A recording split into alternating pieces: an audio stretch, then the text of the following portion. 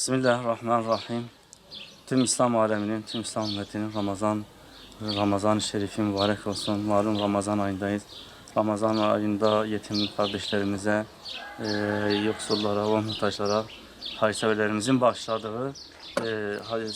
başladığı gıda kolilerini bugün Mardin Artuklu merkezde yetim kardeşlerimize, yoksullara dağıtıyoruz. Allah hayırseverlerimizden razı olsun. Mardin Yetimler Vakfı olarak bugün birçok yetim kardeşimizi, ailelerini Ramazan ayı dolayısıyla sevindirmeye çalışıyoruz. Allah hayırseverlerimizden razı olsun inşallah. Selamun Aleyküm. Sahibil Bey.